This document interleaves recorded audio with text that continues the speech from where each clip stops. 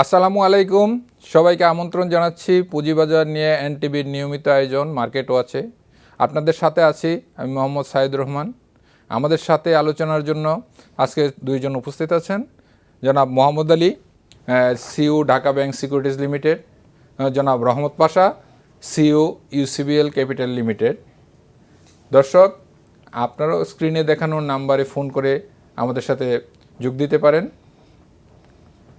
জনাব মোহাম্মদ আলী, আপনাকে দিয়ে শুরু করতে চাচ্ছি। এই বাজারকে আপনি কিভাবে দেখছেন? এখনকার যে পরিস্থিতি আছে, আমরা তো অনেক দিন যাবৎ একটা নেতিবাচক বাজারে ছিলাম, তার থেকে আমরা এখন অনেকটা, আমার মনে হয় যে সেটাকে আপনি কিভাবে মূল্যায়ন করেন? আসলে বাজারে অনেকগুলা রিফর্ম হয়েছে, পার্টিকুলারলি বাংলাদেশ ব্যাংকের সাথে ক্যাপিটাল স্ট্রাকচারিং এবং সিকিউরিটি হাউসগুলার বিভিন্ন ইস্যু, তার ফরেন কোম্পানির সাথে রিস্ট্রাকচারিংয়ের পরে এখন আস্তে আস্তে বাজার একটা স্থিতিশীল অবস্থার দিকে যাচ্ছে। আরেকটা ব্যাপার এখন দেখা যায় যে বিষয়টা প্রণিধানযোগ্য, যখন মাসের শেষ হয় তখন দেখা যায় যে বাজারে কিছুটা একটু নেগেটিভ ট্রেন্ড পরিলক্ষিত হয়। এর একটা কারণ কিন্তু আমার যেটা অবজারভেশন বা অনুমান, যে দীর্ঘদিন মার্জিন লোনগুলো যেহেতু সার্ভিসিং হয় না, যে বেশ কিছু ইনস্টিটিউশন একদম রক বটমে চলে গেছে, তারা এখন হয়তো মাসের শেষ এসে কিছু ইন্টারেস্ট রিয়ালাইজেশনের জন্য কিছু হয়তো সেল টিল করে। তো রেগুলারলি হয়তো অনেক সময় দেখা গেছে বায়ারের যদি অ্যাবসেন্ট থাকে, তখন দেখা গেছে যে কিছুটা বাজারে নেতিবাচকতা দেখা যায়। তো আসার কথা হচ্ছে এটা, যে ইন্টারেস্ট রেট খুব ট্রিমেন্ডাসলি ফল করাতে যেটা মানি মার্কেটের বাজারে, আমরা যেটা অনেক ইনভেস্টরের নতুন করে চিন্তা ভাবনা করতেছে আসার জন্য, বা আমরা কিছু কিছু রেসপন্স কিন্তু পাচ্ছি ইন দ্য সিকিউরিটি মার্কেট। এবং লাস্ট কয়েকটা কোয়ার্টার যদি আপনি দেখেন বা গত বছরের সাথে কম্পেয়ার করেন, মাল্টিন্যাশনাল অ্যাজ ওয়েল এজ যারা লোকাল গুড গভর্নেন্স কোম্পানি, এদের কিন্তু আর্নিং ট্রেন্ডটা বেড়ে গেছে, আর্নিং বাড়তেছে, এবং এতে করে কোম্পানিগুলোর ডিভিডেন্ড দেওয়ার ক্ষমতাও কিন্তু বেড়ে যাবে। এবং এই সূত্র ধরেই আমরা মনে করি বাজার একটা পজিটিভ ট্রেন্ডেই যাবে। ওকে, ধন্যবাদ আলী। জনাব পাশা, আপনি তো এর আগে ব্রেকিপিএলে ছিলেন, সেখানে আপনি ফরেন ইনভেস্টমেন্ট নিয়ে আপনার লং এক্সপিরিয়েন্স, এখন আপনি যেখানে আসছেন, আমাদের এই বর্তমান রিসেন্ট ট্রেন্ডে আপনার ফরেন ইনভেস্টমেন্ট কেমন হচ্ছে? আমি ডেটা অ্যানালিসিসগুলো দেখা যাচ্ছে যে ফরেন ইনভেস্টমেন্ট যদি গত বছরের তুলনায় দেখি আমরা, আমার কাছে মনে হচ্ছে যে এখনও যথেষ্ট ভাইব্রেন্ট এই জায়গাটা। যে স্পেশালি সবাই একটু আমরা ভীত ছিলাম গুলশান অ্যাটাকের পরে, ওটা কিছুটা ইম্প্যাক্ট হয়েছে। নতুন ইনভেস্টর যারা আসতো বা আসার ছিল, এরা একটু রিল্যাক্টেন্ট হয়ে গেছে, তারা একটু ডেফার করেছে তাদের ট্রিপগুলো, যেটা আমি জানতে পেরেছি। বাট ওভারঅল কিন্তু ওই যেটা এক্সিট নেওয়া বা ওই তারা সেল করে বার হয়ে যাওয়া, এই জিনিসটা কিন্তু মার্কেট আমার পরিলক্ষিত হয় না, এবং তাদের স্ট্র্যাটেজির মধ্যে এটা নাই। যেটা হচ্ছে যে যেটা আমার কলিগ আলী সাহেব যেটা বলছিলেন, যে ইয়েস, যে ওরা আসলে দেখছে যে এখন তো আর্নিং গ্রোথ বাড়ছে। আমাদের বড় একটা জিনিস হচ্ছে যে আমরা কিন্তু অনেকদিন ধরে হরতাল টরতাল দেখি না। এটা কিন্তু খুব পজিটিভ। সো আমার প্লাস যেটা আলী সাহেব একটা জিনিস বললেন যে ইন্টারেস্ট রেট ফল করছে, তো যেটা একটা ইন্টারেস্ট রেট ফল করতে এটা সময় লাগে, তো আমার এটা ব্যালেন্স শিট, বড় ব্যালেন্স শিটে ইম্প্যাক্ট হতে। সো এটার কস্ট আমার কমে যাচ্ছে, কস্ট কমলে প্রফিট মার্জিন বাড়ে। তো প্রফিট মার্জিন বা আর্নিং যদি বাড়ে, সেই শেয়ার কিন্তু আপনি প্রাইস ওখানে ধরে রাখতে পারবেন না। এটা পৃথিবীর কেউ পারে না কোনো দিন। একটা কোম্পানির আর্নিং বাড়তে থাকবে, প্রাইস ওই লেভেলে থাকবে, ইটস ইম্পসিবল। সো ওরা আসলে তাকিয়ে আছে তাদের যে হোল্ডিং আছে, এবং ফিউচারে কোনগুলোর গ্রোথ আরও ভালো হবে, ওই শেয়ারগুলোর দিকে তারা খুব মনিটর করছে। এবং আপনি খেয়াল করে দেখুন, বড় বড় ব্লক যখন মার্কেটে হয়, ওই শেয়ারগুলো কিন্তু বড় বড় ব্লকের মধ্যে তারা ওইখানে লেনদেন করছে। সো ওভারঅল কিন্তু আমার কাছে মনে হচ্ছে যে বেশ ভালোভাবে তারা মনিটর করছে, পজিটিভ ট্রেন্ডে আছে। আর একটা জিনিস দেখার বিষয় হলো যে ফাইন্যান্সিয়াল ইনস্টিটিউশন, আমরা জানি ব্যাঙ্কগুলো এখন বেশ সাফার করছে আর্নিং নিয়ে আর কি।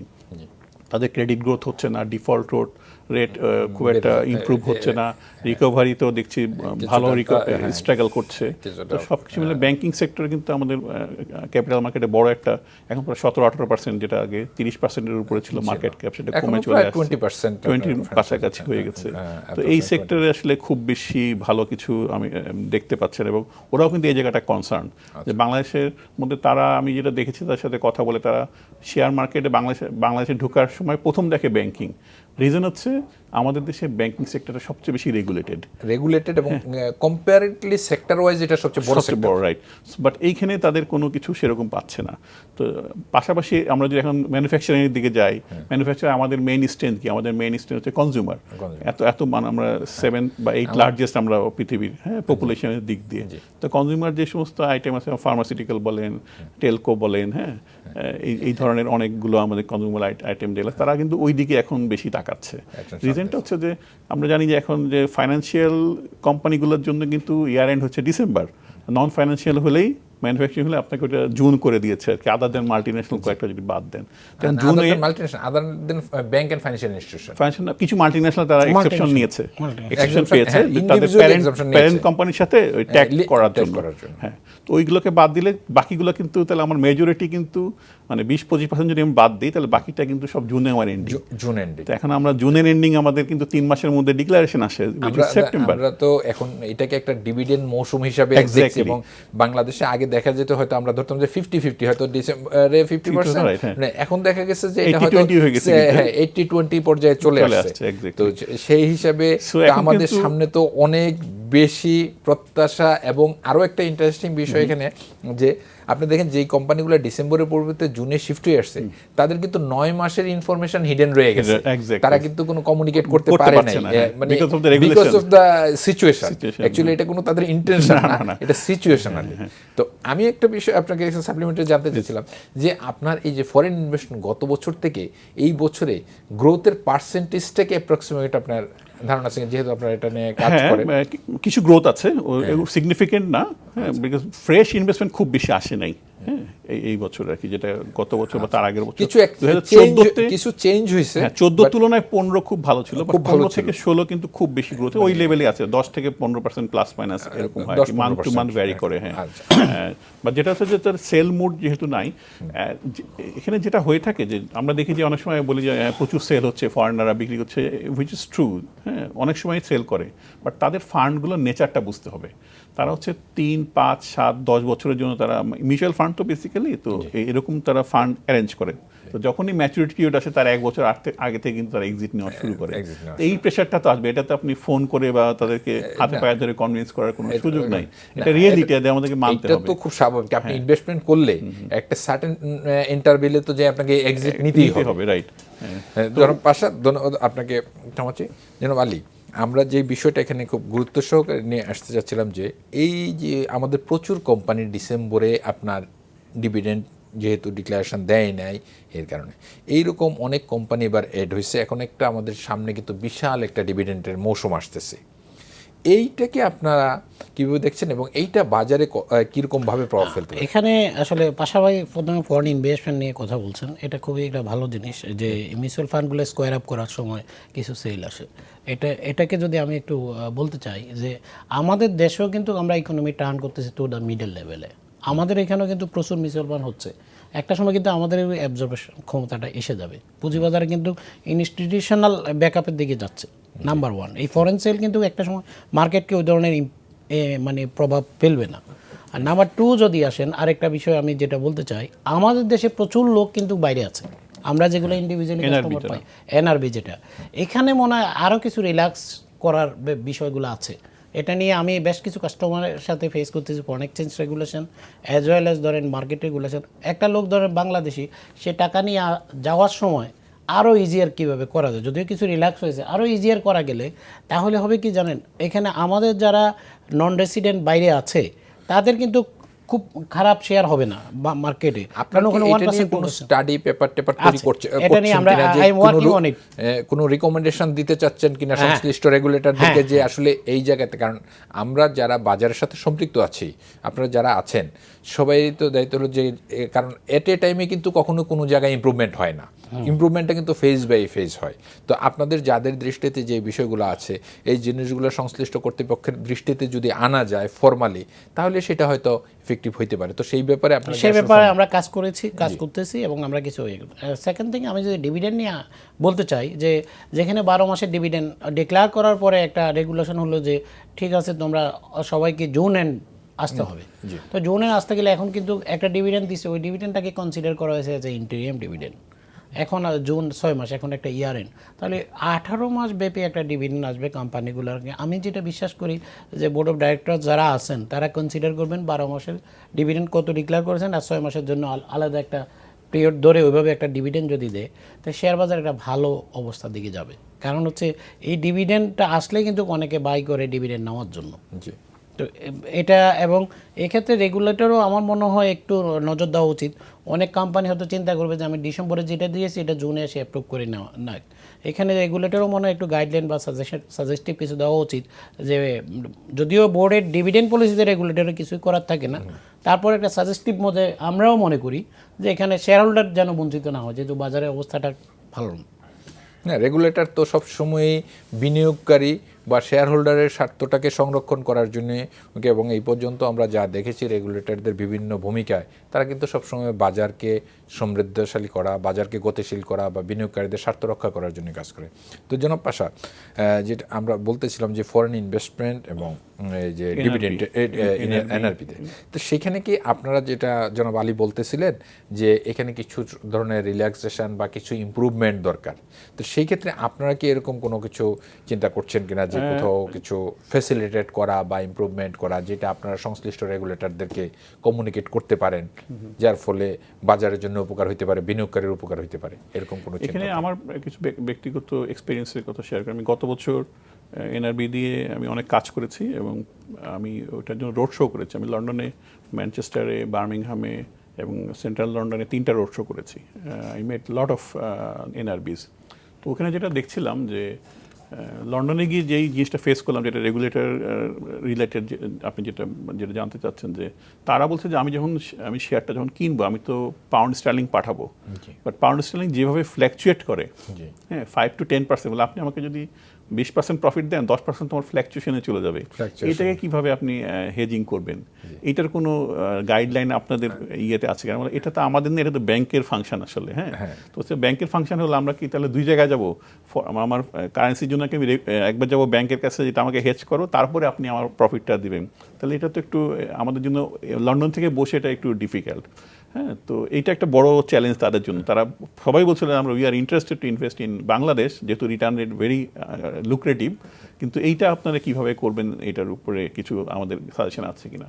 তো আমার কাছে মনে হলো ব্যক্তিগতভাবে যেটা হতে পারে এখানে, যে ওইখানে যেটা মনে হলো যে ওরা আসলে কমিউনিকেশন কার সাথে করবে লন্ডন থেকে বা ইউকে থেকে, হ্যাঁ, ওই যে ওভার ফোন, এই যে টাইম গ্যাপ ধরে ইমেল দিয়ে, এইটা আসলে অতটা এফেক্টিভ না। ইন্টারাকশনটা একটু ভেরি ইম্পর্টেন্ট।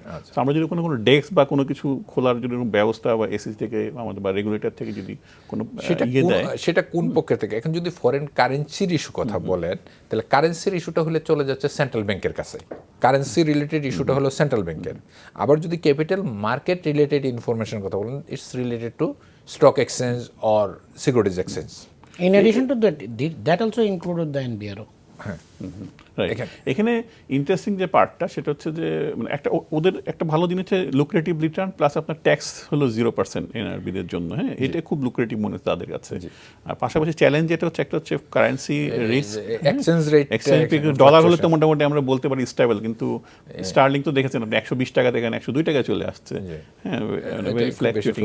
এইটা তো আমরা ওইভাবে ইউরো এবং ডলার কিন্তু অ্যাপারেন্টলি স্টেবল। এইখানে তারা খুব ওয়ারিড। এইখানে আমার কাছে যেটা মনে হচ্ছিল, আমি ওখানে অনেকগুলো রেমিটেন্স হাউস দেখেছি, অনেক রেমিটেন্স হাউস আছে, কিন্তু তাদের ডেস্ক আছে, বাঙালি অফিসার বসে আছে, তারা কিন্তু এই হেজিংগুলো করে ওখানে। হ্যাঁ, বাট এটা স্টক মার্কেট রিলেটেড বা তাদের ডিপোজিট রিলেটেড হবে কিনা এরকম কোনো গাইডলাইন ওদের কাছে নাই। তো এইটা একটা হতে পারে। আলী সাহেব যেটা বলছেন যে বাংলাদেশ ব্যাংক যদি এভাবে বলে যে ঠিক আছে, তাদের হেজিং যে টুলস বা মেকানিজম, আমার তো এক্সচেঞ্জ হাউস আছে অলরেডি বাংলাদেশের, প্রচুর এক্সচেঞ্জ হাউস কিন্তু ওখানে আছে, তারা যদি এই গাইডেন্সটা দেয় এবং তারা যদি আমাদের এই মার্কেটের জন্য ওখানে মার্কেটিংটা করে বা আমরা যদি মার্কেটিংয়ের কোনো কিছু করতে পারি, এইখানে কিন্তু একটা বড় ধরনের ইন্টারেকশনটা আমরা কিভাবে বাড়াইতে পারি, চ্যানেলাইজ করা যেতে পারে। এই ইন্টারেকশনটা আমরা বাড়াইতে পারি কিভাবে? তাহলে এখানে কাদের সাথে কিভাবে কোঅর্ডিনেশন? মূল বিষয়টা হচ্ছে কি, ভাষাবাদ বললো, আমরা যখন মার্কেটিং করি এখানে এখানে আসলে হচ্ছে ওদের লট অফ কোয়ারি থাকে, এক একটা কোয়ারি কিন্তু এক এক সাথে ইনভলভ। যেমন এক ধরেন একটা regulator ক্যাপিটাল গেইন ট্যাক্স এক্সাম্পটেড, যদি সে ডিভিডেন্ড আবার ট্যাক্স দেবে, আপনাকে আবার এইটা অ্যাসেসমেন্ট করাই নিতে হবে, either tax or not, you are not the final authority যে ট্যাক্স নাই, আমরা জানি ট্যাক্স নাই। এই যে অ্যাসেসমেন্ট করাইতে হয়, দেখেন যা ছোট স্মল পোর্শন, তার জন্য উকিল হায়ার করা, এনবিআর এ যাওয়া, ফান্ড রিপার্টিয়েট হচ্ছে এটা তখন তার feasible হয় না। ফিজিবল হয় না, আর হেসেল মনে করে তার টাকাটা দরকার, ধরেন আজকে তো দেখা যাচ্ছে কাস্টোডিয়ান থাকে মাঝখানে আরেকজন, এটা কাস্টোডিয়ান হয়তো সেফটির জন্য বড় বড় ফান্ডে ঠিক আছে, কিন্তু স্মল ফান্ডগুলোর জন্য ইজি রিপার্টিয়েট হয়, ইজি আসে, তাহলে আপনার নাম্বার অফ ফান্ড কিন্তু বেশি হয়ে যাবে, আর সব লোক কিন্তু একদিন সেল করে না, তখন কিন্তু বাজার স্ট্রাবল হবে। আমাদের এনআরবিকে যদি আমরা ফোকাস করতে পারি, এবং এনআরবি যেই অংশটা নিবে না, এটা আবার ধরেন এখানে যদি উঠায় নিয়ে যেতে পারে বা বাংলাদেশে তার কাজে লাগতে পারে, যেটা সে নিবে, এইগুলাতে কিন্তু আরও ইজি করা উচিত। এটা কিছুটা ধূম্রজালের মধ্যে থাকে, কারণ অনেকজন আছে এনআরবি, সে টাকা নিয়ে আসে, টাকা নিতে চায়, আমরা কিন্তু হুট করিয়ে টাকাটা রিপার্টিয়েট করতে পারি না, কিছু অংশ ট্যাক্সের জন্য উইথহেল্ড করে রাখি, বা পরে আমি তো নন কমপ্লায়েন্ট হয়ে যাব, দেখা গেছে আসলে একটা ট্যাক্স কিন্তু আসবে না। এখন এই যে এক্সপেন্ডিচার, এই বিভিন্ন বিষয়গুলো, এগুলো আর একটু ইজি করে দেওয়া উচিত। যেমন ধরেন একটা সিলিং করে দিতে পারে, কেউ যদি ধরেন বিডিটি সে ধরেন 10 লাখ বা 20 লাখ নিয়ে আসে, এটার আর কি রিটার্ন কী হবে, এটা তো বাংলাদেশের টাকাটা ইন করতেছে মার্কেটে, এটাকে যদি একটা ট্যাক্স এক্সামশনের মধ্যে নিয়ে আসা যায়, এই যে রিপার্টিয়েশন যে পরিমাণ আনে সেটা নিয়ে যায়, এবং এটার ক্যাপিটাল গেইন খুব বেশি না, এটা যদি ক্যাপিটাল গেইন না ডিভিডেন্ডটা, তাহলে কিন্তু আমরা প্রচুর রেসপন্স পেতে পারি, প্রচুর। অনেক কিন্তু এনআরবির টাকা এখানে আসে না এই একটা কারণে, কারণ অনেকেই বলছে ভাই আনলাম ঠিক আছে, আমি সামান্য কিছু ডিভিডেন্ড পাই, ওরা কিন্তু 5-7 বছর জন্য বিনিয়োগ করে, এখন এটার জন্য অ্যাসেসমেন্ট করাইতে গেলে অনেক কিন্তু ঝামেলার মধ্যে তাদের পড়তে হয়। এই অংশটাতে মনে হয় একটু অ্যাটেনশন দিলে আরও কিছু কাজ করার মতো জায়গা আছে। আলাদা করে এনআরবির জন্য যদি কোনো আমরা গাইডলাইন দিতে পারি, আপনারা যদি এই বিষয়টার উপরে সিস্টেমেটিক একটা রাইট আপ বা প্রেজেন্টেশন তৈরি করেন, তাহলে এটা নিয়ে কিন্তু সংশ্লিষ্ট রেগুলেটরদের সাথে কথা বলা, বা ধরেন আমাদের ক্যাপিটাল মার্কেট রিলেটেড 2টা অ্যাসোসিয়েশনও এখানে আছে, তাদেরকে ইনভলভ করে রেগুলেটরদের সাথে পার্সু করা, আমার মনে হয় এটা করা যেতে পারে।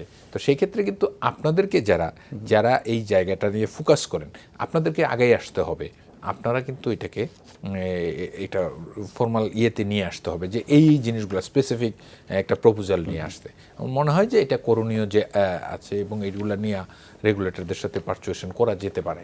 আমি একমত। আমার মনে হয় যে এই জায়গাটায় আপনারা যারা ডিরেক্টলি ইনভলভ, যাদের এই বাস্ট এক্সপিরিয়েন্স আছে, তারা আমার মনে হয় যে সিস্টেমেটিক হয়ে একটা প্রপোজাল তৈরি করে সংশ্লিষ্ট এদের সাথে আমরা কথা বললে হয়তো বা জিনিসগুলা এটা সিস্টেমেটিক ডেভেলপমেন্ট হতে পারে, এবং এটা হওয়া উচিত। আমাদের বাজার বড় করতে হইলে, বিনিয়োগকারীকে ফরেন ইনভেস্টমেন্ট আকৃষ্ট করতে হলে বা বিনিয়োগকারীদেরকে আকৃষ্ট করতে হলে যেই সকল জায়গায় ফেসিলিটি ক্রিয়েট করা দরকার, এই বিষয়গুলো নিয়ে কিন্তু আপনাদের যার যেরকম এক্সপিরিয়েন্স আছে, এই এক্সপিরিয়েন্সটা কিন্তু শেয়ার করা দরকার। না হলে, কারণ সব কিছু কিন্তু রেগুলেটর হঠাৎ করে জানার কিন্তু সুযোগ নেই। হ্যাঁ, ঠিক আছে। এটা বিভিন্ন কর্নার থেকে এক্সপিরিয়েন্সটা আসলেই কিন্তু রেগুলেটর একটা ভূমিকা নিতে পারে। জনাব পাশা, এখন আমরা এই যে বলতেছি, যে বিষয়টা আমাদের মূল আলোচনা ছিল, যে আমরা এই ডিভিডেন্ড মৌসুমকে আমরা কীরকম প্রত্যাশা করছি, এবং আপনারা এই আগামী দিনগুলোতে বাজারকে কীরকম ফোরকাস্ট করছেন? আমার কাছে মনে হয় যে যেটা আমরা দেখলাম, যে এই বছর যদি অ্যানালিসিস করি, যে 4100 লেভেল থেকে 4500-তে এসে বেশ কিছুদিন ধরে কিন্তু এই লেভেলেই আছে আর কি। সো বাজার ওভারঅল যেহেতু আমরা ইনডেক্সটা স্টেবল, কিন্তু আপনার ভলিউম কিন্তু বাড়ছে। হ্যাঁ, ভলিউম বাড়ছে, সেটাই। ভলিউম বাড়ার মানে তো ওখানে কনসোলিডেটেড হচ্ছে প্রাইসগুলো, হুইচ ইজ ভেরি গুড। মানে একটা মার্কেট স্টেবল হওয়ার জন্য প্রি কন্ডিশন, একটা ভালো একটা ইয়ে। সো এখন সবার প্রত্যাশা হচ্ছে, যেটা আপনি শুরুতে বলছিলেন, যে 9 মাসের কিন্তু আমি জানি যে ইয়ে দিতে পারছি না, হিডেন রয়ে গেছে বিকজ অফ লিগ্যাল লিমিটেশন। আবার আপনার যদি হিস্টোরিক্যাল যেগুলো ইপিএস আছে, ওগুলোকে কনসিডারেট করে লোকজন হিসাব করছে কোনটা কত আসবে, হ্যাঁ, কত পিতে চলে যাবে। যারা স্মার্ট তারা হয়তো ওইভাবে চিন্তা করছে, এটা বেটার মনে হচ্ছে, কখনো ওখান থেকে সুইচ করছে, হ্যাঁ, এখানে আসছে, হুইচ ইজ পজিটিভ আর কি। এই কারণে কিন্তু আপনার একটু টার্নওভারটা বাড়ছে, মনে করছে যে ওইটা হয়তো বেশি ভালো হবে, হ্যাঁ, আর্নিং হয়তো বেশি ভালো আসবে, ডিভিডেন্ড ডিক্লারেশন, বিকজ 9 মাসে তো সে বুঝে ফেলছে যে কত আসতে পারে, আর একটা কোয়ার্টার হিসাব করছে। তো এই এক্সপেকটেশন থেকে আমার কাছে মনে হচ্ছে যে এই ডিক্লারেশন যতদিন হবে, এবং ভালো ডিক্লারেশন আসলে আরো ভালো হবে মার্কেটগুলো। তখন রিয়েলি যদি আরো অনেকগুলো দেখে যে ইয়েস, আমার একটা ক্যাপিটাল গেইন আমি একটাতে পেয়ে গেছি, আর একটা আমার অপরচুনিটি বিষয়ে, তখন সে সুইচ করে ওইসব শেয়ারে। তো এই সবগুলো কিছু মিলে কিন্তু আমার কাছে মনে হচ্ছে যে সেপ্টেম্বর অক্টোবর পর্যন্ত এইটার উপর বেস করে একটা ভালো আর্নিং এর সুযোগ পাবে আমাদের ইনভেস্টররা, যেটা মার্কেটের জন্য, ওভারঅল মার্কেটের জন্য খুবই পজিটিভ। এবং নতুন যারা ইনভেস্ট করতে চায় তারা বলে যে আসলে সেক্টর যখন সিলেক্ট করতে চায়, হ্যাঁ, তখন কিন্তু আমরা বলি যে কোন সেক্টরে কিরকম রিটার্ন পারফরমেন্সগুলো তাদেরকে দিচ্ছি এবং দে আর ফিলিং গুড। আর পাশাপাশি আপনি একটা জিনিস তো খেয়াল করেছেন, গত 2-1 দিনের পত্রিকায় আসছে যে এখন কিন্তু গভর্নমেন্ট সেভিংস টুলের উপরে ইন্টারেস্ট রেট কমানোর জন্য একটা পার্মানেন্ট কমিটি করে দিয়েছে, প্রতি 6 মাস পর রিভিউ করবে। তো এইটা ইন্টারেস্ট রেট মানে এটা অ্যাবসার্ড মনে আমার কাছে, যে ব্যাংকের ইন্টারেস্ট 6 থেকে 5 থেকে 6%, আর এখানে আপনার 11-12%। এটা আসলে গভর্নমেন্টের জন্য তো এটা বার্ডেন হয়ে যায় এবং একটা ভালো ইকোনমিতে এই জিনিসটা থাকতে পারে না। এইটা পুঁজিবাজারের জন্য কিন্তু আবার একটা গুড পজিটিভ তো এটা আমি বলতে চাচ্ছি যে এখানে যদি রিয়েলি তাদের রেটটা রিভাইজ হয়, হ্যাঁ, তাহলে কিন্তু এটা পুঁজিবাজারে আরো একটা আমাদের হিসাবে আসবে, চ্যানেল হিসেবে আমরা কাজ করার সুযোগ থাকবে আমার কাছে মনে হয়। যেন মোহাম্মদ আলী, আপনি আপনি মার্জিন লোন নিয়ে, নেগেটিভ ইকুইটি নিয়ে এটা ফোকাস করতেছেন, তো এই ক্ষেত্রে আপনাদের রিকমেন্ডেশনটা কি? আপনারা কিভাবে এখান থেকে বের হতে চান? দেখেন, যারা মার্জিন লোন দিয়েছে অলমোস্ট হচ্ছে ব্যাংকের সাবসিডিয়ারি বা ফিনান্সিয়াল ইনস্টিটিউশনের। ব্যাংক কিন্তু লোনের ব্যবসাও করে, তো ওখানেও তাকে প্রভিশন নিতে হয়, ক্লাসিফিকেশন আছে, এগুলো ফেস করতে হয়। এগুলো হচ্ছে ব্যাংকের জন্য দৈনন্দিন ফেনোমেনা। এটা আমাদেরকে অ্যাডজাস্ট করতে হয়, ডাইজেস্ট করতে হয়, আবার রিঅর্গানাইজ করতে হয়। আমার মনে হচ্ছে এটা একটা গুড টাইম আসছে। বিনিয়োগকারীদের সাথেও আমরা বসতেছি, আলাপ করতেছি, এবং সিকিউরিটি এক্সচেঞ্জও আমাদেরকে একটা ভালো অপরচুনিটি দিয়েছে যে ডিভিডেন্ডটা মার্জিনে জমা দাও। এটা যোগ্যবদ্ধ একটা সিদ্ধান্ত আমি মনে করি সিকিউরিটি এক্সচেঞ্জের।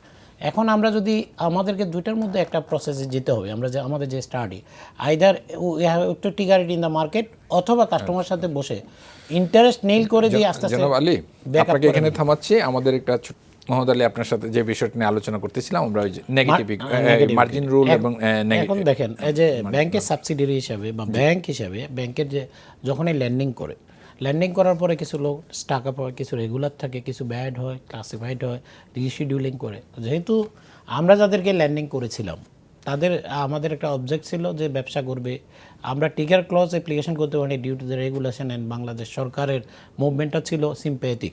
যদি ইকোনমিক্যাল ডিসিশন ইমোশনের সাথে আপনি সিঙ্কোনাইজ করেন, এটা সবসময় একটা নেগেটিভ রিয়াকশান, টক্সিক প্রবলেম হয়ে যায়। এখন যেহেতু একটা প্রবলেমের মধ্যে পড়ে গেছে, এখন আমাদের হাতে দুটো অপশন আছে। একটা হচ্ছে কাস্টমার, যাদের নেগেটিভ ইকুইটি হয়ে গেছে, এটা তো আর আসার চান্স কম।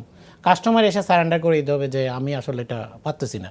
তাহলে হয় কি, আমি লিগ্যাল কমপ্লিকেসিটা অ্যাভয়েড করে আমি আমার অ্যাসেটটাকে চেষ্টা করি অন্তত অ্যাটলিস্ট আমার যেটুক লোন দিয়েছি এটা ফিরে নিয়ে আসা। আর যদি কম থাকে সেটার জন্য আমি প্রভিশন করে মার্কেটটাকে, আমার বুকস ক্লিন করে মার্কেটে নতুনভাবে স্টার্ট করা। আর অন্য আরেকটা প্রসেস কিন্তু আমাদের কাছে আছে, যেহেতু রেগুলেটর আমাকে বলেছে যে তুমি ডিভিডেন্ডটা এখানে জমা করো, তাহলে ধরেন আমাদের লট অফ ইনস্টিটিউশন আছে যারা মার্জিন লোন দিয়েছে, তারা আবার একটা সাবসিডিয়ারি, আরেকটা ফেয়ারেন অথবা অন্য কোনো ইনস্টিটিউশন থেকে লোন নিয়ে আসছে। তাহলে এটা সরকারকে একটা প্রণোদনা নিয়ে এগিয়ে আসতে হবে যে ঠিক আছে, তোমাকে আমি একটা ফান্ড দিয়ে দিলাম, এই ফান্ডটা তুমি কস্ট তোমার 2-3%, যেটা নিয়ে আপনি কাজ করেছিলাম, যে 3%-এ দিলাম, তুমি আমাকে 3 বছর হয়তো ইন্টারেস্ট সার্ভিসিং করে যাবে, পরের বছর দিয়ে যাবে। ওই ফান্ডটা পেলে আমরা কি করতে পারবো, আমরা তাদেরকে ইন্টারেস্ট নীল করে দিতে পারি। ওই 3%-এর লোড অ্যাজ এ ইনস্টিটিউশন আমি ক্যারি করলাম, ও 3-4 বছর পরে আস্তে আস্তে দেখা যাবে যে এটা আমি 20% করে রিডেমশন করে দিলাম। আইদার এখানে গভর্নমেন্টকে নিতে হবে প্রসিজার, আর অথবা ইনস্টিটিউশন এবং বিনিয়োগকারী। আর এটার জন্য কিন্তু মার্কেটে একটা বড় ধরনের প্রবলেমের মধ্যে আছে। মার্কেটকে ওঠানোর জন্য এই জায়গায় কিছু কাজ করতে হবে। আপনার বক্তব্য হলো এই মার্জিন লোনের আসলে যেই প্রেশার বা যেই ঝামেলাটা এখনো বাজার রয়ে গেছে, এটা থেকে আসলে উত্তরণ করাটা খুবই জরুরি, এবং এইটাকে ক্লিন না করলে আসলে গার্বেজটা রেখে আমাদের সামনের দিকে যাওয়াটা। তো সেই ক্ষেত্রে আমাদের মনে হয় যে আমরা করাই উচিত যে যেগুলো গার্বেজ অ্যাকাউন্ট হয়ে গেছে এগুলো আসলে সবাই প্রভিশন করে এগুলোকে, এবং সেক্ষেত্রে যেটা আপনি বললেন যে একটা চিফ কোস্টের ফান্ডের যদি অ্যারেঞ্জমেন্ট হয়, সেইটা হয়তো বাজারকে গতিশীলতায় অনেক সাপোর্ট করবে। এখানে আমার মনে হয় যে একটু সাপ্লিমেন্টারি করি যে বড় বড় আমরা যে অন্য দেশের থেকে তাকাই এরকম এক্সপিরিয়েন্সে কি করেছে, সবাই কিন্তু বেল আউট একটা প্ল্যান করেছে এবং এই ফান্ড দিয়ে গভর্নমেন্ট থেকে কিন্তু বেল আউট ফান্ড দিয়ে করেছে। আমরা ইউএসএ তো দেখেছি আমরা 2008 সালে মেলডাউনের সময় এই একইভাবে বার হয়েছে। আমাদের ইন্ডিয়াতে এটা অন্যভাবে সাপোর্ট দিচ্ছে, চায়না সব জায়গাতে কিন্তু এভাবে হয়, যেটা আমাদের এখানে হয় না এইভাবে। না, আমাদের পার্শিয়ালি চেষ্টা করা হয়েছে। আমাদেরও কিন্তু সরকার প্রধান থেকে আরম্ভ করে সবারই কিন্তু পুঁজিবাজারের প্রতি সিম্পিতি আছে, এবং আমি ধরেন বিভিন্ন পর্যায়ে গিয়েছি, কথা বলেছি, এবং দেখেন সর্বশেষে বাংলাদেশ ব্যাংকও যে পলিসি সাপোর্টটা দিয়েছে এটা কিন্তু সরকারের সকল পর্যায়ের নীতি নির্ধারণী সাপোর্টের ফলেই। তো হয়তো সরকারের সব স্তর থেকে কিন্তু আমাদের এই বাজারের প্রতি একটা ইতিবাচক মনোভাব আছে, এবং আমরা আশা করি হয়তো এই বিষয়গুলো তারা বিবেচনা করবেন। যেন পাশা আমরা একটা ভিন্ন বিষয়ে আসতে চাচ্ছি। দেখেন সারা পৃথিবীতে মিউচুয়াল ফান্ড হলো বাজারের একটা মোক্ষম টুলস। আমাদের এখানে অনেকগুলো মিউচুয়াল ফান্ড আছে, কিন্তু দেখা গেছে মোস্ট অফ দ্য মিউচুয়াল ফান্ডেই আপনার ফেস ভ্যালুর বা অফারিং প্রাইসের বা নেট অ্যাসেট ভ্যালুর নিচে ট্রেড হচ্ছে। এইটাকে কীভাবে দেখছেন, এবং বিদেশে এরকম হচ্ছে না, আমাদের দেশে এরকম হচ্ছে কেন? আমি এটা একটা জাস্ট ছোট একটা দেখছিলাম যে অন্য দেশে আমাদের দেশে কি অবস্থা। আমি লাস্ট যেটা দেখলাম, আমার টোটাল মার্কেট ক্যাপের 1.7% হচ্ছে মিউচুয়াল ফান্ড। হ্যাঁ, মানে এটা insignificant. Exactly, absolutely right, insignificant. যেটা উন্নত বাজার বলেন বা আমাদের আশেপাশের দেশ আছে সেখানে আমি দেখছি ন্যূনতম হচ্ছে 30% থাকে মার্কেট ক্যাপ, উপরে 70 পর্যন্ত আছে। তার মানে বেসিক্যালি মিউচুয়াল ফান্ডই আসলে ইকুইটি মার্কেটটাকে কন্ট্রোল করে। ইয়েস, বিকজ আপনি যারা অ্যাজ এ ইন্ডিভিজুয়াল যখন শেয়ার কিনবো, আমাকে চিন্তা করতে হবে যে কোনটা কি রিটার্ন দেয়, কোনটা ভালো। আর মিউচুয়াল ফান্ড যখন আপনি কিনবেন, আপনি ঢুকবেন মিউচুয়াল ফান্ডে, দেখবেন কী কী শেয়ার আছে, তাদের রিটার্ন রেট কেমন, ডিভিডেন্ড ইজিলি আপনি আইডেন্টিফাই করতে পারবেন। এক সেকেন্ড হচ্ছে যে আপনি ইজিলি দেখতে পারেন যে গত 5 বছর কে কি ডিভিডেন্ড দিয়ে আসতেছে, ট্র্যাক রেকর্ড আছে, এটা দেখার সুযোগ আছে। হ্যাঁ, তো খুব সহজেই কিন্তু এইসব জায়গায় অ্যাট্রাক্ট করার আছে। বাট আমাদের দেশে কি হয়েছে, প্রথমত যেটা দুইটা বড় বড় ইস্যু আছে। একটা হচ্ছে যে RIU, হ্যাঁ, আপনার ইস্যু করে দিচ্ছে, রি-ইস্যু করে দিচ্ছে, আপনার মানে নাম্বার অফ শেয়ার বাড়াই দিচ্ছে। আমি দিনের শেষে যে টাকা ছিল ওই টাকা নিয়ে বাসায় চলে যাচ্ছি। তো এইটা তো আপনার লুক্রেটিভ না হলে কি হয়, আপনার ওই শেয়ার আপনি যেটা বলেন NAV বলেন আর ফেস ভ্যালু বলেন সব কিছু নিচে চলে যায়। বিকজ আমাকে আপনি কি দিচ্ছেন, কিছুই দিচ্ছেন না। হ্যাঁ, নাম্বার অফ শেয়ার বাড়ায় আমাকে বাসায় পাঠিয়ে দিচ্ছেন। তো এইটা লুক্রেটিভ না, এটা একটা বড় রিজন। এই RIU সিস্টেম থেকে বার হয়ে আসতে হবে। এবং পাশাপাশি দেখেন যারা ক্যাশ ডিভিডেন্ড দিচ্ছে, আপনি দেখেন NLI, SCBL, ওদের প্রাইস হচ্ছে আপনার রেকর্ড ডেটের পরে হলো close to NAV, not only close to NAV, face ভ্যালুর উপরে। হ্যাঁ, close to NAV plus face ভ্যালুর উপরে যারা। এবং এরা দেখেন এই কোম্পানিগুলো আপনি দেখবেন যারা LR গ্লোবালে কিছু আছে, যারা ক্যাশ ডিভিডেন্ড দিচ্ছে, তাদের প্রাইসগুলো দেখেন কিভাবে মুভ করছে। তো এই দুইটা বড় জায়গা আছে যে এই আপনার ক্যাশ ডিভিডেন্ড যারা দিচ্ছে এবং যারা আপনার RIU মানে রি-ইস্যু করছে, এই জায়গাটা অ্যাড্রেস করতে হবে। সেকেন্ড যেটা হচ্ছে যে এইমস যেটা করেছে, হ্যাঁ, যে আপনাকে জোর করে কনভার্সনের জন্য আপনার না দিয়ে, আপনার কি বলে, ম্যাচুরিটির ডেটে মানুষজন জানে ম্যাচিউর হবে যেদিন, সেদিনকে তারা ওটা না করে আপনার কোর্টে গিয়ে এটাকে একটা অন্যরকম নিয়ে নিল। তো এইগুলোতে কি হয়, মানুষজনের কনফিডেন্স কমে যায়। কনফিডেন্স নষ্ট হলে প্রাইস কি ওখানে থাকে নাকি? হ্যাঁ, প্রাইস থাকে না। তো এই বড় বড় যে দুইটা জিনিস বললাম, ইয়েস, এখন তো সবাই একটু সন্দেহের মধ্যে থাকবে যে আসলে ম্যাচুরিটি দেখে আমি টাকাটা পাবো কিনা, যেটা ন্যাব দেখতে পাচ্ছি। আমাকে ডিভিডেন্ড না দিল, ডিক্লারেশন না দিল, ম্যাচুরিটিতে আমি আমার টাকাটা ফেরত পাবো। তো সেই জায়গাতেও আপনার কেস টেস্ট করে কিন্তু এটা একটা হজবরল করে রাখছে। তো যদিও SEC মানে কঠিন পদক্ষেপের ক্ষেত্রে ফাইনালি হয়েছে, ইনভেস্টররা টাকাটা পেয়েছে। এখন টাকা পেয়েছে। এখন দেখেন ভালো ভালো যেগুলো মিউচুয়াল ফান্ড, সেগুলো কিন্তু আস্তে আস্তে ন্যাবের দিকে যাচ্ছে, যেটা মার্কেট প্র্যাকটিস হওয়া উচিত, যেটা সত্যি যুক্তিযুক্ত, যে ন্যাবের কাছাকাছি থাকবে হচ্ছে আপনার ইন্টারন্যাশনালি। কিন্তু এটা কি দেখেছেন কখনো যে ন্যাবের নিচে সাধারণত থাকে এরকম? কিন্তু না, ওইখানে তো আপনার রেগুলেশন এরকম নাই, এরকম RIU বলে কোনো শব্দ নাই। RIU আছে শুধু মালয়েশিয়াতে। হ্যাঁ, মালয়েশিয়া দিতে পারেন, কিন্তু ওখানে কন্ডিশন আছে, কিন্তু কন্ডিশনাল RIU দিতে পারবেন, যে ওইটা যে দিচ্ছেন আপনার ক্যাশ দেওয়ার পরে আপনাকে RIU দিতে হবে, একটা ম্যান্ডেটরি ক্যাশ আপনাকে দিতে হবে, মানে মিনিমাম একটা ক্যাশ দিতে হবে, ক্যাশের পরে আপনি RIU দিতে পারেন। বাট যেটা বাংলাদেশে আছে যে 70% আপনাকে ডিভিডেন্ড ডিক্লেয়ার করতে হবে। হ্যাঁ, সেটা তো হলো যে 70% অফ আপনার নেবেন আর্নিং এর 70% সেটা আছে প্রফিট হ্যাঁ, যেটা but বলেন। কিভাবে দিবেন বলা নাই যেহেতু হ্যাঁ এটা এটাকে এখন কি কিন্তু ফর্মে দিবেন সেটা এটা বলা specify নাই, বাট এই রিসেন্টলি আমি দেখলাম গত 7-8 মাস আগে এসএসসি একটা গাইডলাইন দিয়েছে, ড্রাফট সার্কুলার গাইডলাইন দিয়েছে যে তারা আরআইইউ দিতে হইলে এসএসসির পারমিশন লাগবে। ড্রাফট গাইডলাইন এবং ওখানে বলা আছে যে আপনি যদি ক্যাশ দেন তাহলে আপনার ম্যানেজমেন্ট ফি কি নিতে পারবেন, আরআইইউ দিলে কি নিতে পারবেন, মানে আপনার ডিসকারেজ করা হয়েছে আরআইইউ। তো আরআইইউ ডিসকারেজ করলে সবাই মানে আপনি তাহলে কম পাবেন ম্যানেজমেন্ট ফি কম পাইলে আপনি কি করবেন, আপনি অল্টারনেটিভে যাবেন যে ক্যাশ ডিভিডেন্ডে যাবেন, যেটা ওদের জন্য বেনিফিটেড এবং আমার কাস্টমারের জন্য বেনিফিটেড হবে, ইনভেস্টরের জন্য। তো এই জিনিসগুলোকে যদি অ্যাড্রেস করা হয় আমার কাছে মনে হয় যে বিদেশে যেভাবে আছে এই দিকে কিন্তু আসলে লোকজন আগাবে। বিকজ আমাদের দেশে তো আপনার ইনভেস্ট করার জায়গা খুব কম, রিয়েল এস্টেট বলেন আর ব্যাংকের সেভিংস মানে এফডিআর বলেন, এই দুটাতে তো এখন লুক্রেটিভ না, পার্টিকুলার সেভিংস আর নেগেটিভ রাইট। সো এখন কিন্তু আপনার মেইন জায়গা হচ্ছে আমাদের ইকুইটি মার্কেটে মিউচুয়াল ফান্ড একটা বড় ভালো। জনাব পাশা, আমি একটু আলীর কাছে আছি। আচ্ছা আলী, আমাদের কিন্তু প্রায় সময় আমরা শুনি আমাদের বাজারে ভালো স্টক নাই, কিন্তু আমাদের প্রায় 1 লক্ষ কোম্পানি আছে। ভালো কোম্পানিগুলো কেন আসছে না বাজারে, তাদের জন্য কি করা উচিত? এখন বিষয়টা হচ্ছে এগুলা নিয়ে আমরা অনেকবারই কথা বলছি বা আবারও আজকে যদি সাপ্লিমেন্ট করি, বিষয়টা হচ্ছে ভালো কোম্পানি আসতে হলে তাকে ইনসেন্টিভ দিতে হবে বাজারে আনার জন্য। রেগুলেশনটা ইজি করতে হবে, প্রথমত ইজি অ্যাক্সেস। সেকেন্ড জিনিস হচ্ছে তা সে আসলে এখানে আপনাকে সাপ্লিমেন্ট করি, আপনি যে বললেন রেগুলেশন ইজি করতে হবে, ইজি রেগুলেশন করলে তো খারাপ কোম্পানি আরো বেশি ঢুকে যাবে। ভালো কোম্পানি খারাপ কোম্পানি এটা কিন্তু আপনাকে বুঝতে হবে। ভালো কোম্পানির জন্য এক ধরনের রেগুলেশন রাখবেন যাদের কর্পোরেট গভর্নেন্স ইজ স্ট্রং, ভালো ট্যাক্স দিয়ে আসতেছে, ট্যাক্স রেকর্ড দেখবেন, ভ্যাট দিয়ে আসতেছে।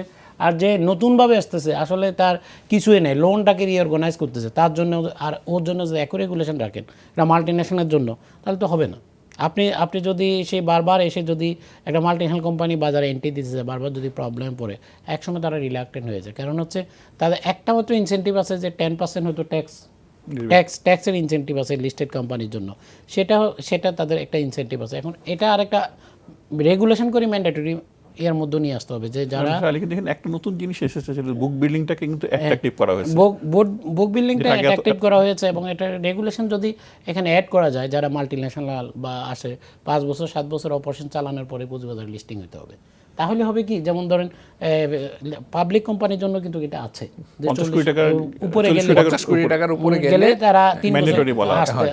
বাট এর প্রচুর কোম্পানি আছে বাংলাদেশে, ইউনিলিভার থেকে শুরু করে আসলে ঠিক ওইভাবে কার্যকর হচ্ছে না। ইউনিলিভার থেকে শুরু করে অনেক কোম্পানি অনেকে আছে। আছে।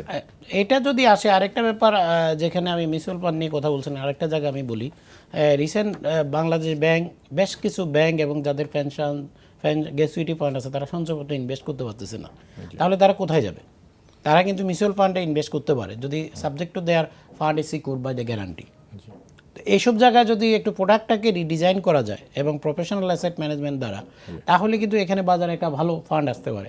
এখন বাজারে কিন্তু আমরা 2010 সালে কি দেখেছি, বাজারে ফান্ড আসছে, শেয়ার নাই। আর আজকের দিনে কিন্তু কি দেখতেছি, বাজারে শেয়ার আছে, ফান্ড নাই। এখন ফান্ড ফ্লোর জন্য আমাদের কাজ করতে হবে, শেয়ার সাপ্লাইকে কন্ট্রোল করে এবং ভালো ভালো শেয়ার নিয়ে আসতে হবে। এই ভালো শেয়ার আনার জন্য যে কাজগুলো আপনি যেটা উঠাইলেন, যে যারা ভালো company, well regulated company, good corporate governance, তাদেরকে একটা ইজি অ্যাক্সেস দিতে হবে এবং সাবজেক্ট টু ইনসেন্টিভ শো। ইনসেন্টিভটা তারা হয়তো এখন পাবে বুক বিল্ডিংয়ে, তারা একটা জাস্টিফাইবল প্রাইস কিন্তু কোম্পানিগুলো এখন পেতে পারে, যে বুক বিল্ডিং প্রসেসটা ব্রিডিং স্টেজই করে দিয়েছে। আর সেকেন্ড বিষয়টা হচ্ছে ইনকাম ট্যাক্স রেগুলেশন এবং লিগ্যাল ফর্মের মধ্যে নিয়ে আসতে হবে। তুমি বাংলাদেশে আসছো, ফরেন কোম্পানি, মাল্টিন্যাশনাল কোম্পানি, হয়তো গভর্নমেন্টকে তুমি কিছু স্টেক দিয়েছো, ওকে, এই ট্যাক্সও দিচ্ছ, কিন্তু জনগণের পার্টিসিপেশনের জন্য 5-7 বছর পরে একটা বাইন্ডিংস নিয়ে আসতে হবে, 20% বা 25% তুমি আইপিওতে আসতে হবে। যেমন গ্রামীণ ফোন মাত্র 10%, বাজার 5%, এরকম কোম্পানি আছে। কিন্তু এদের আর অন্য যারা আছে, যারা এখানে প্রোডাক্ট সেল করতেছে, রেভিনিউ আপনি নিয়ে যাচ্ছে রিপার্টিয়েট করি, ওদের জন্য একটা রেগুলেশন কিন্তু নিয়ে আসতে হবে। এটা নিয়ে আমি এবারও একজন মেম্বার অফ পার্লামেন্টকে সাজেশন দিয়েছিলাম, উনি কিন্তু বাজেট বক্তব্য এটা বলেছিল। তাহলে কিন্তু বাজারে একটা অন্য ধরনের রেসপন্স আসবে, এটা আমাদের বিশ্বাস। কারণ এখানে ভালো শেয়ারে বিনিয়োগ করতে সবাই চায়, ভালো শেয়ারের সংখ্যা তো কিছুটা কম। জনাব পাশা, আপনি তো এর আগেও একটা বড় মার্চেন্ট ব্যাংক, বড় ব্রোকারের সাথে ছিলেন, এখনও একটা বড় প্রতিষ্ঠানের সাথে আছেন এবং বড় কর্পোরেট হাউসগুলোর সাথে আপনার ইন্টারেকশন। আপনার কি মনে হচ্ছে যে এই বড় কর্পোরেটগুলোকে এই আগ্রহী করার জন্য, পুঁজিবাজারকে সমৃদ্ধ করার জন্য বা তাদেরকে বাজার সম্পৃক্ত করার জন্য এখানে কি করা যেতে পারে? না, যেটা রেগুলেটর আলী যেরকম বললেন যে কিছু জিনিস তো হয়েছে অলরেডি, বুক বিল্ডিংটাকে অনেক অ্যাট্রাকটিভ করা হয়েছে, রিফর্ম হয়েছে, ট্যাক্সের জায়গায় দেওয়া হয়েছে। হ্যাঁ, যেই জায়গাটা এখনো তারা ইলেকটেড আছে, একটা হচ্ছে যে স্পেশালি মাল্টিন্যাশনাল কোম্পানিগুলা তারা তো ডাইলুট করতে চায় না তাদের ইয়েতে। এখানে গভর্নমেন্টের যে রেগুলেশন যেটা আছে 50 কোটি টাকার উপরে, এটাকে তো ইমপ্লিমেন্ট করার দায়িত্ব রেগুলেটরেরই। তো এইখানে আমার কাছে মনে হচ্ছে এমফিসাইজ দিতে হবে, আদারওয়াইজ এটাকে enforceable করতে হবে। হ্যাঁ, জন্য এনফোর্স না করলে এটা আসলে ওইভাবে কাজ মানে অন্য কোনো কিছু ক্ষেত্রে কাজ করছে না। হ্যাঁ, তো আমার এটা মনে হয় ক্যাপিটাল না করে আমি আরেকটা জায়গায় যদি একটা অ্যাড করি পাশাপাশি মাঝখানে, এখানে একটা টার্ন ওভারের একটা বেজ নিতে পারে। অনেকে কি করে রিটার্ন আর্নিংটাকে জমাই রাখে, ক্যাপিটাল ছোট রাখে, তার কেসে টার্ন ওভার বেশি আছে। আচ্ছা, এরকম প্রতিষ্ঠানও যেহেতু দেখেছি। টার্ন ওভার টোটাল ইকুইটির উপর ইকুইটি টার্ন ওভার এগুলো করে একটা ম্যাট্রিক্সে নিয়ে আসতে হবে। এই ম্যাট্রিক্সে বললে এটা তোমাকে পুঁজিবাজারে বাংলাদেশে আসতে এরকম হবে। কোম্পানি আছে যে তার 1 লাখ হয়তো তার 10 লাখ টাকা ক্যাপিটাল, তার 100 কোটি টাকা দেখা গেছে যে রিটার্ন আর্নিংসে পড়ে আছে, এবং সে ওইটাকে ইকুইটি ধরে সে এক্সপানশন টার্ন ওভার করতেছে 500-700 কোটি টাকা করতেছে। এবং বিশেষ করে গার্মেন্টস সেক্টরে কিন্তু এটা অনেক বেশি, গার্মেন্টস ইন্ডাস্ট্রিতে অনেক বেশি এই ধরনের প্রতিষ্ঠান আছে। তো আমরা আশা করছি যে এই রেগুলেটররা হয়তো এই উদ্যোগগুলো নেবেন, তাহলে আমাদের জন্য এই ভালো শেয়ার আসবে, ভালো শেয়ার আসবে। কারণ ভালো শেয়ার আসলেই ভালো নতুন বিনিয়োগকারী আসার সুযোগ হবে। যেমন যেটা এই গ্রামীণ ফোনকে বেস করে আমরা দেখেছি যে এটা বিশাল একটা নাম্বার অফ ইনভেস্টরস কিন্তু এখানে ঢুকছিল, কম্পেয়ার টু আমাদের বাজারের তুলনায় কিন্তু অনেক বড় ইনভেস্টমেন্ট অপরচুনিটি ক্রিয়েট হয়েছিল। তো এখন এই গ্রামীণ ফোন তো আর দ্বিতীয়টা হবে না, কিন্তু না হইলেও কাছাকাছি পর্যায়ের যারা আছে তাদেরকে বাজারে নিয়ে আসার জন্য আমাদের একটা বাধ্যবাধকতার মধ্যে আনা দরকার। কারণ এখানে বাজারে আমরা প্রায়ই শুনি যে ভালো স্টক নাই বাজারে, অথচ আমরা কিন্তু গত বছর যদি আপনি দেখেন ব্যাংকগুলার যদি রেট অফ রিটার্ন দেখেন excellent, it's more than FDR rate, কিন্তু তারপর ব্যাংকের শেয়ার কেন কিনছেন আপনার কি মনে হয় এটা? আমার কাছে মনে হয় যে ইয়েস, তারা দেখতেছে যে ব্যাংকের আর্নিং ভালো আছে, বাট হেলথ নিয়ে সবাই একটু কনসার্ন, যে গ্রোথ হচ্ছে না। আপনার ব্যাংকগুলো তো ডিভিডেন্ডও ভালো, ক্যাশ ডিভিডেন্ড দিয়েছে, স্টক এটা হলো এক পার্ট। আমার যে হেলথ, ব্যাংকের হেলথ, অ্যাসেট কোয়ালিটি আপনি এনপিএল কিন্তু ওইভাবে কমছে না, এনপিএল ডে বাই ডে বাড়ছে। কোর বিজনেস কি ব্যাংকের, আপনার ক্রেডিট গ্রোথ ওভারঅল ওইভাবে বাড়ছে না, টার্গেট হচ্ছে না। তো ওইখানে যে ফিউচারে যে গ্রোথ যদি না হয়, তাহলে আপনি কিভাবে আপনার প্রফিট বাড়বে কিভাবে? এখন যে প্রাইসটা আছে সেটা তো অলরেডি আপনি যেটা বললেন ডিভিডেন্ড দিয়েছে তার সাথে অ্যাডজাস্ট করা আছে। এরপর যে ফার্দার বেশি দেয় তখন আপনার আরেকবার এটার প্রাইস হতে পারে। সো আমি সেই গ্রোথের জায়গাটা বলছি যে গ্রোথ কিন্তু ওইভাবে হচ্ছে না ব্যাংকিং সেক্টরে। আমরা তো 30%, 40%, 100%ও দেখে আসছি আমরা ডিভিডেন্ড, সেখানে এখন 10 থেকে 12। Yes, it is better then FDR, but growth না হলে আপনার প্রাইসটা ভাবে হয় না। আর আমরা কিন্তু জানি এই মার্কেট সেন্সিটিভ, মানে আপনার ফিউচারকে প্রেডিক্ট করে আপনার প্রাইসিং হয়। তো ফিউচার যদি আমরা ভালো না দেখি ব্যাংকিং সেক্টরে, তাহলে তো মানুষজন একটা শেয়ার সাপ্লাইয়ের একটা ব্যাপার কিন্তু আছে। ব্যাংকগুলোর শেয়ার কিন্তু অনেক, ব্যাংকগুলোর যে শেয়ার নাম্বার অফ শেয়ার অনেক। আরেকটা ব্যাপার আপনাকে দেখতে হবে, যেখানে হচ্ছে এগুলা এই যে প্রফিটটা ডিভিডেন্ডের আগে প্রভূত পরিমাণ তারা রিশিডিউল করেছে। এখন যদি একজন স্মার্ট অ্যানালাইসিস যদি দেখে যে ব্যাংকিং যে রেগুলেশন আছে সেই রিশিডিউল না করলে ব্যাংকগুলোর কি অবস্থা হবে? এটা আমি যেটা বলছিলাম যে অ্যাসেট কোয়ালিটি একটা বড়, অ্যাসেট কোয়ালিটি এখানে একটা বিশাল বড় বিষয়। এটার উপর কনফিডেন্স নাই। এখন আমরা যারা অ্যানালাইসিস করি, ফাইন্যান্সিয়াল জগৎ নিয়ে কাজ করি, আমাদের মনে হচ্ছে যেহেতু ব্যাংকগুলোর কস্ট অফ ফান্ড কমে আসছে এবং তার যে ল্যান্ডিং রেট এটাও কমে আসছে। এখন যে ইকোনমি যে গ্রোথ আছে তো কমে নাই, আমরা স্প্রেড কমে নাই, কিন্তু কমে নাই, এভাবে কমছে আর কি, নট এভাবে। স্প্রেড হয়তো কমে নাই, এতে করে ব্যাংক কিছু ফ্যাসিলিটি ব্যাংক পাবে। কারণ হচ্ছে আগে তো ব্যাংকের কস্ট অফ ফান্ড হাই ছিল, কস্ট অফ ফান্ডও কমে আসছে, স্প্রেডও কমে আসছে। যখনই স্প্রেড না কমুক, যদি সিঙ্গেল ডিজিটে থাকে, তখন তো ইকোনমিতে ক্লাসিফিকেশনটা একটু কমে। আর আমাদের এই মুদ্রানীতিটা এবার কিছু ক্রেডিট গ্রোথ দিয়েছে, তো এই ক্রেডিট গ্রোথ যদি হয়, ক্রেডিট গ্রোথটা যদি অপটিমাল লেভেলে যায়, তাহলে হয়তো দেখা যাবে ব্যাংকের অবস্থা কিছুটা চেঞ্জ হচ্ছে। আরেকটা চ্যালেঞ্জ ফেস করছে ব্যাংকগুলো, সেটা হচ্ছে যে আপনি দেখেছেন প্রায় পত্রিকা খুললেই দেখবেন ছবি টবি সহ যে বিদেশি লোন নিচ্ছে তারা, ফরেন কারেন্সি লোন নিচ্ছে। এই ফরেন লোনটা আমাদের এই ব্যাংকগুলোর জন্য আসলে অনেকটা চ্যালেঞ্জ বলে, অনেক নিজস্ব ফান্ড ইউজ হচ্ছে না, যেগুলো বিদেশি ফান্ড $1 থেকে $1.5 বিলিয়ন প্রতি বছর চলে আসতেছে এবং অনেক চিপ রেটে চলে আসতেছে।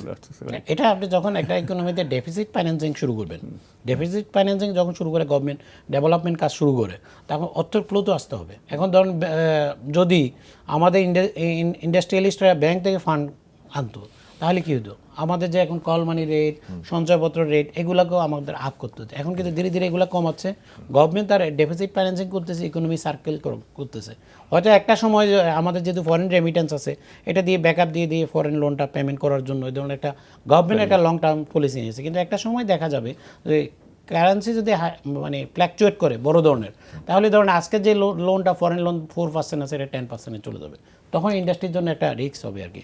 যেহেতু ধরেন আপনি ইউরোপে দেখেন একটা ডিপ্রেশন চলতেছে, তাহলে কি হচ্ছে, আমাদের এইদিকে ফান্ডগুলো আসতেছে, কারণ আমাদের এখানে ডেভেলপমেন্ট কাজ হচ্ছে। এই জন্যই আমরা পুঁজিবাজারে যারা আছি, আমরা বারবার দেখি কোন সেক্টরে এখন গ্রোথ হচ্ছে। গভর্নমেন্ট কাজ করতেছে cement, rod, as well as আমরা হিউজ পপুলেটেড পিপল, যেটা পাশাপাশি বললো যে আমরা ফার্মাসিউটিক্যাল ওষুধ খেতে, আমরা এগুলো দিকে চিন্তা করতেছি যে আমাদের তো রোগ বেশি হবে। তো এই বিষয়গুলো আসলে ইকোনমিক সার্কেল ফ্লোর সাথে ইনভলভ। আলী, আপনাকে একটা সাপ্লিমেন্টারি কোশ্চেন করতে চাই। এখানে সবসময় একটা ফানি কোশ্চেন আমরা আমাদের ইনভেস্টরদের থেকে শুনি, ফানি আবার এটা বাস্তবসম্মত। ওনারা আমাদেরকে ফোন করে বলেন যে ভাই আপনারা শুধু ফান্ডামেন্টাল শেয়ারের কথা বলেন, আমরা তো দেখি ফান্ডামেন্টাল শেয়ার কিনে কোনো লাভবান হইতে পারি না, জাঙ্ক শেয়ার কিনলে দেখে লাভ হয়। আসলে এই প্রশ্নটা যখন আমাদের বিনিয়োগকারী করে, সেটার জন্য রিপ্লাইটা কি, আপনাদের পরামর্শটা? না, আমরা আসলে এখানে বাসা বইতে অনেক দিনে পুঁজিবাজার কাজ করে এই প্রবলেম আমরাও পড়ি যে সিসাব আপনারা যেসব শেয়ারে ইনভেস্টমেন্ট করেন এগুলো তো আসলে রিটার্ন দেন না। আমরা কিন্তু সেক্ষেত্রে বিনিয়োগকারীদের জন্য আপনাদের পরামর্শ? আমাদের পরামর্শ হচ্ছে কি, বিনিয়োগকারীদের অধিক রিটার্নের চিন্তা না করে তাকে একটা অপটিমাল সাইজেবল রিটার্ন কনসিডার করতে হবে। তার প্রথম জিনিস হচ্ছে ক্যাপিটাল প্রোটেকশন করতে হবে, সেকেন্ড জিনিস হচ্ছে অপটিমাল রিটার্ন। এখন আমি যদি কোনো শেয়ার চিন্তা করি, জাঙ্ক শেয়ার, অল্প ক্যাপিটাল, 150 টাকা শেয়ার 300 টাকা যাবে, 300 টাকা আমি উঠাইলাম, ক্যাপিটাল ছোটো, তো এটা আমি বিক্রি করবো কার কাছে? এটা রিটার্নটা কীভাবে আসবে? শেয়ারের প্রথম অংশটা হচ্ছে আপনার ডিভিডেন্ড, সেকেন্ড অংশটা হচ্ছে ক্যাপিটাল গেইন। এখন বিনিয়োগকারীকে সবসময় আমরা ওই কোম্পানিগুলোকে সাজেশন দিই, ওইভাবেই ফান্ডামেন্টাল চিন্তা করি যাদের প্রোডাক্ট কন্টিনিউটি আছে এবং ইকোনমির সাথে প্রোডাক্টটা যাবে, যাদের আর্নিং গ্রোথ আছে, যাদের ডিভিডেন্ড আছে, এবং ধরেন এটা আরও 10 বছর 20 বছর এই কোম্পানির প্রোডাকশান এবং প্রোডাক্ট সাইকেল এটা কখনো কমবে না। এখন আকস্মিক যে প্রফিট, আকস্মিক লসের সম্ভাবনা তার চেয়ে দ্বিগুণ থাকে। সুতরাং আমরা সবসময় ইনস্টিটিউশনাল যেটা কনসেন্ট্রেশন করি সেটা সবসময় ফান্ডামেন্টালের উপরে, এবং আমরা ফান্ডামেন্টালি রিটার্ন করে ইনভেস্ট করে কিন্তু আমরা 15 to 20% ফার ইয়ারই রিটার্ন বের করে নিচ্ছি। সুতরাং we are very confident on the fundamental, not the zone. Pasha, আপনি এই সিচুয়েশনটাকে কিভাবে মূল্যায়ন করেন? একটু বলি যে ফান্ডামেন্টাল শেয়ারের কি পরামর্শ থাকবে আপনার বিনিয়োগকারীদের প্রতি? আলীর সাথে আমি একমত, ফান্ডামেন্টালের বাইরে আমরা যাব না, ওকে। কিন্তু এখানে কথাটা হচ্ছে প্রাইস নিয়ে, ফান্ডামেন্টালের কোন প্রাইসে কিনবো। কোন প্রাইস? হ্যাঁ, একটা শেয়ার আপনি দেখেন হয়তো আমরা ডিএসসি ওয়েবসাইটে ঢুকলেই দেখা যায় যে শেয়ারটা 20 টাকা থেকে 60 টাকার মধ্যে উঠানামা করেছে, একটা ফান্ডামেন্টাল শেয়ার। আমি কিনবো কি? যেমন 60-এ যদি কিনি তাহলে তো আমি তো আটকে গেলাম, আমার কেনার প্রাইসটাও দেখতে হবে। উনি আরেকটা জিনিস বলেছেন যে ইয়েস, আমি ফান্ডামেন্টাল শেয়ার যখন চুজ করবো, একটা হচ্ছে প্রাইস দেখা, হাই লো কততে ছিল সেটা দেখা, প্লাস যেটা হচ্ছে গ্রোথ থাকা। মানে একটা কোম্পানি 10% করে ডিভিডেন্ড দিচ্ছে, এটা স্টেডি গ্রোথ হলো, কিন্তু সেটার সাথে 10, 12, 15 এরকম হওয়ার সম্ভাবনা আছে কিনা, বাট এভাবে দিচ্ছে কিনা, তার প্রোডাক্টটা কীভাবে চলছে, তার ফ্যাক্টরি বা ম্যানুফ্যাকচারিং ইউনিটটা এক্সপানশনে যাচ্ছে কিনা, এগুলো তো আমরা ওই ওয়েবসাইটে ঢুকলে কিন্তু দেখতে পাই। তো এই জিনিসগুলো ফান্ডামেন্টালের সাথে সাথে এই জিনিসগুলো দেখতে হবে যে ফান্ডামেন্টালের মধ্যে কার গ্রোথ অপরচুনিটি বেশি আছে, আর্নিং বাড়তেছে কোনটা, এবং ডিভিডেন্ড তার পে আউট রেশিও কীরকম দিচ্ছে, এই জিনিসগুলো কিন্তু সাথে সাথে দেখতে হবে। শুধু ফান্ডামেন্টাল শেয়ার দেখে আমি যে কোনো প্রাইসে কিনলে এটা কিন্তু ঠিক হবে না। জনাব পাশা, আপনাকে ধন্যবাদ। আপনাকে ধন্যবাদ এই অনুষ্ঠান। প্রিয় দর্শক, আমাদের সময় প্রায় শেষ। আমরা আপনাদেরকে আগামী দিনে অনুষ্ঠান দেখার আমন্ত্রণ জানাচ্ছি। পাশাপাশি আমরা বিনয়ের সাথে আপনাদেরকে বলবো যে বিনিয়োগের ক্ষেত্রে বুঝে শুনে যাচাই করে বিনিয়োগ করবেন। কারো দ্বারা প্রভাবিত হয়ে জাঙ্ক শেয়ারে বিনিয়োগ করবেন না। জাঙ্ক শেয়ারে যেরকম ক্যাপিটাল গেইন হওয়ার সুযোগ, তার চেয়ে বেশি ক্যাপিটাল লস হওয়ার সুযোগ থাকে। আপনারা এই ক্ষতিগ্রস্ততার বিষয়টিকে বিবেচনায় রেখে জাঙ্ক শেয়ার বাদ দিয়ে ভালো শেয়ারে বিনিয়োগ করবেন, বুঝে শুনে বিনিয়োগ করবেন, আপনাদের বিনিয়োগকে সমৃদ্ধ করবেন এবং নিরাপদ রাখবেন। সবাইকে আবারও ধন্যবাদ।